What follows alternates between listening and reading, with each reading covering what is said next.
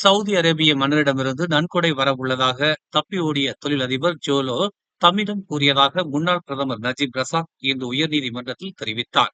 மறைந்த சவுதி மன்னர் அப்துல்லாவிடமிருந்து king Abdulaziz order of merit விருதை பெற்ற பல மாதங்களுக்கு பிறகு 2010ஆம் ஆண்டின் நடுப்பகுதியில் லோ உடனான தனது உரையாடல் நடந்ததாக நஜீப் கூறினார். விருது வழங்கும் விழா முடிந்த உடனேயே மன்னர் அப்துல்லா மலேசிய தூது குழுவினருடன் ஒரு தனிப்பட்ட சந்திப்பின் போது மிதவாத முஸ்லிம் நாட்டை வழிநடத்த தனக்கு ஆதரவளிப்பதாக உறுதி அளித்தார் என்று அவர் கூறினார். பத்துபூத்தே பிரச்சனையில் டாக்டர் மகாதீர் முகமது மற்றவர்களை தன்னுடன் இழுக்க முயற்சிப்பதாக சைஃபுடின் நசருத்தீன் இஸ்மாயில் குற்றம் சாட்டியுள்ளார். இந்த விவகாரத்தில் RCI அறிக்கையில் விவரிக்கப்பட்டுள்ள உண்மைகளை முன்னாள் பிரதமர் கடைபிடிக்க வேண்டும் என்று சைஃபுடின் வலியுறுத்தினார். குறிப்பாக பத்துபூத்தே தொடர்பான 2 சட்ட விண்ணப்பங்களை கைவிடுவதில் மகாதீர் ஒருதலை பட்சமாக செயல்பட்டது அறிக்கையின் மூலமாக தெரிகிறது என்று அவர் சுட்டிக்காட்டினார். இன்று காலை கட்டுப்பாட்டை இழந்த வாகனம் LRT தூணில் மோதி விபத்துக்குள்ளானதில் வாகன ஓட்டி பலியானதாக பெட்டாலிஞ்சயா மாவட்ட காவல்துறை தலைவர் உதவி ஆணையர் ஹுசேன் சலாஹுடின் ஜோல்கிப்லி தெரிவித்தார். காலை 6:20 மணியளவில் கட்டுப்பாட்டை இழந்த ஹோண்டா அக்கார்ட் வாகனம் LRT தூணில் மோதியதில் தீப்பற்றி எரிந்ததாகவும் காரில் இருந்த ஓட்டுநர் தீயில் கருகி மாண்டதாகவும் அவர் கூறினார். தீயில் கருகி உயிரிழந்தவரின் உடல் பிரேத பரிசோதனைக்காக மருத்துவமனைக்கு கொண்டு செல்லப்பட்டுள்ளதாகவும் அவர் தெரிவித்தார். லாரி ஓட்டுநரின் கவனக்குறைவால் ஏற்பட்ட விபத்தில் 21 வயது இளம் மோட்டார் சைக்கிள் ஓட்டி பலியானதாக கூலாய் மாவட்ட காவல்துறை தலைவர் உதவி ஆணையர் டான் செங் லீ தெரிவித்தார். இன்று காலை 8:10 மணியளவில் செனாய் நோக்கி செல்லும் சாலையில் முன் அறிவிப்பின்றி லோரியை செலுத்தியதால் அருகில் இருந்த மோட்டார் சைக்கிள் ஓட்டி மீது லோரி ஏறியதாகவும் மோட்டார் சைக்கிள் ஓட்டி சம்பவ இடத்திலேயே பலியானதாகவும் அவர் கூறினார். விபத்திற்கு காரணமான 44 வயது லாரி ஓட்டுநர் கைது செய்யப்பட்டுள்ளதாகவும் தொடர் விசாரணைக்காக 2 நாட்கள் தடுப்பு காவலில் வைக்கப்பட்டிருப்பதாகவும் அவர் தெரிவித்தார்.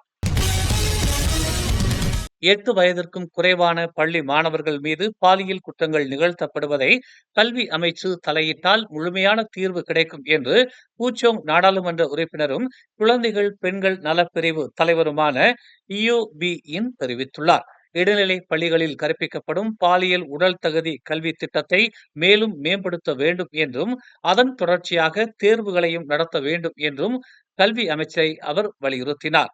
தற்போதைய ஆய்வின்படி 8 வயதுக்கும் குறைவான குழந்தைகள் அதிகமான பாலியல் சீண்டல்களுக்கு பலியாவதாகவும் அவர்களில் 10 விழுக்காடு மட்டுமே அதனை உணர்வதாகவும் அவர் தெரிவித்தார்.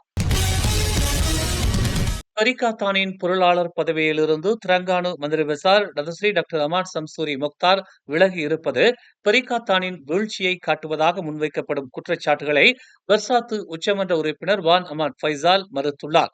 இது பரிகாத்தான் தலைவர் தான் ஸ்ரீ மொஹிதீன் யாசின் பார்வைக்கு கொண்டு செல்லப்படும் என்பதையும் டதஸ்ரீ டாக்டர் அமார் சம்சூரி முக்தார் தன்னிச்சையாக எடுத்த முடிவு இது என்பதால் பரிகாத்தான் தலைமையிடம் பாஸ் கட்சியினர் கோபத்தை வெளிப்படுத்தாமல் கட்டுப்பாட்டுடன் இருந்தால் விரைவில் சுமூகமான தீர்வை நோக்கி பரிகாத்தான் நகரும் என்றும் வான் அமான் ஃபைசால் தெரிவித்தார்.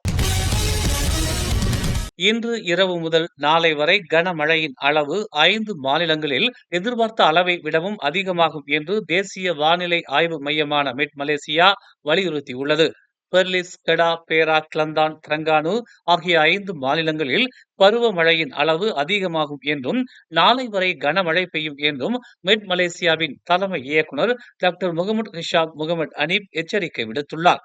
கெடாவில் லங்காவி, குபாங் காசு, கோத்தா ஸ்டார், பொகோக் சேனா, பாடாங் தெராப், பெண்டாங், பாலிங் பகுதிகளும், கிளந்தானில் தும்பாட், பாசிர்மாஸ், கொத்தபாரு, ஜெலி, தானாமேரா, பாச்சோக், மாச்சாங், பாசிர் பூத்தி, போலக்ராய் ஆகிய பகுதிகளிலும் அதிகமான மழை பொழிவு ஏற்படும் என்றும் மீட்புப் படையினர் தயார் நிலையில் இருக்க வேண்டும் என்றும் டாக்டர் முகமது ஹிஷாம் முகமது அனீப் எச்சரிக்கை விடுத்துள்ளார். போலியான கல்வி அலுவலக அதிகாரியிடம் நிறுவனத்தின் உரிமையாளர் 98,550 வெள்ளி பணத்தை இழந்துள்ளதாக ஹிலிர்பெரா மாவட்ட காவல்துறை தலைவர் உதவி ஆணையர் அமான் அட்னான் பஸ்ரி இன்று தெரிவித்தார். கல்வி உபகரணங்களை விற்பனை செய்யும் நிறுவனத்தை நடத்தி வரும் 53 வயது பெண் அரசு குத்தகையை பெற்றுத் தருவதாக நபர் ஒருவர் முன்தொகையாக பணம் செலுத்த வேண்டும் என தெரிவித்ததை நம்பி 98,550 வெள்ளி பணத்தை 3 வங்கிக் கணக்குகளில் செலுத்தியதாக முதற்கட்ட விசாரணையில் தெரிய வந்துள்ளது. போலியாக அரசு ஆவணங்களை பயன்படுத்தி பண மோசடியில் ஈடுபடும் கும்பல் தொடர்பான பதிவை தன் நண்பர் தமக்கு அனுப்பியதும் தாம் ஏமாற்றப்பட்டதை உணர்ந்து காவல்துறையில் புகார் அளித்ததாக பெண் வணிகர் தெரிவித்துள்ளார். மேலும் செய்திகளை தெரிந்து கொள்ள தமிழ் மலர் நாளிதழை பாருங்கள். எங்களோடு இணைந்திருக்க மலர் டிவியை பதிவு செய்து கொள்ளுங்கள். உறவுகள் மகிழ்ந்திட விருப்பம் மற்றும் பகிர்வு சேவையை சொடுக்குங்கள்.